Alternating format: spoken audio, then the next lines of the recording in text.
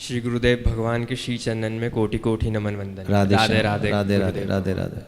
हमारा प्रश्न ये है कि हम जो पिछले जन्म में थे उसमें ऐसा होता था कि मतलब हम भजन करते थे, वासनाओं की आंधी आती थी, हमारे पुण्य नष्ट कर जाती थी।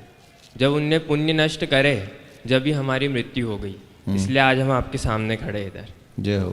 तो हमारा यही प्रश्न है कि भजन करते हुए 10 से 12 साल हो गए हैं। बचपन में जो भजन होता था हमसे वो बहुत अद्भुत होता था। मतलब अगर एक बार हनुमान चालीसा भी पढ़ लेते तो प्रेम आंसुओं की बाढ़ लग जाती थी।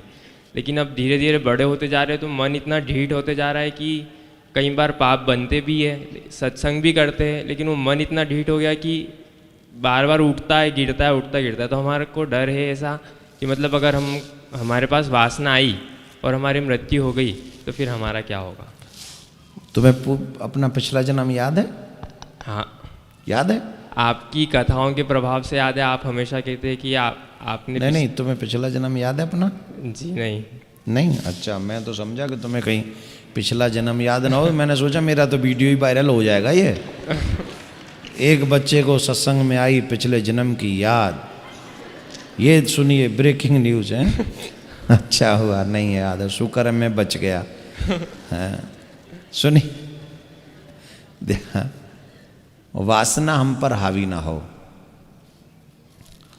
ये निश्चित है। हम संसार में रहेंगे तो संसार की तरफ मन जाएगा। लेकिन एक बात यह है कि जब हमारा मन संसार की तरफ जा रहा है तो मन कुछ कर सकता है क्या?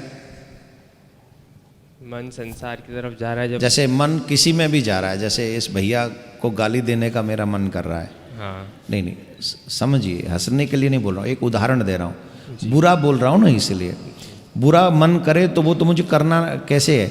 अच्छा तो कर ही सकता हूँ जो मन कहेगा कि मेरा मन कर रहा है भजन करूँ तो मैं करूँगा, सत्संग कर रहे तो करूँगा। लेकिन जब मेरा मन कर रहा है कि मैं भैया को गाली दूँ तो मेरा मन गाली दे सकता है?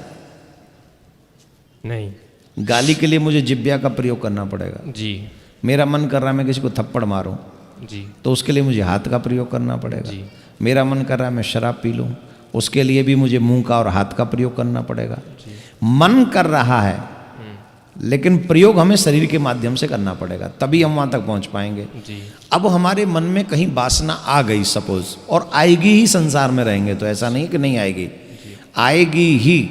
वासना आने तक भी ठीक है, वासना को हम अपने जीवन में उतारे ना, उसे कर्म में न बदले, उसे कर्म में नहीं लेके जाना, उसे आगे नहीं बढ़ाना है। मन में आ गई तो मन में ही दबा देना है कि तू हमारा जीवन खराब कर रहा है, हम तुझे नहीं मानेंगे। मेरे गुरु ने मुझसे ऐसा नहीं करने के लिए कहा है तो मैं तेरी नहीं मानूंगा, मन में अपने गुरु की मानूंगी। मैं अपने मन का नहीं मान सकता, मैं अपने भगवान का मानूंगा। इत्यादि इत्यादि बातों को अपने मन पे कंट्रोल, उस समय जबरदस्ती, नहीं भी मान रहा तो भी जबरदस्ती मनवा दो, और ना भी माने तो अपने उस बुरी मन की फीलिंग्स को अपने कर्म में कन्वर्ट मत करो, कर्म मत करो वो।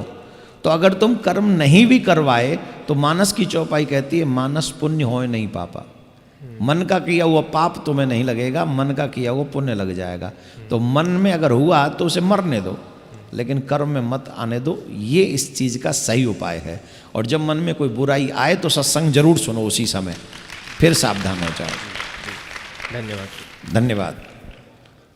सही उपाय बताया ना? हाँ, जय हो।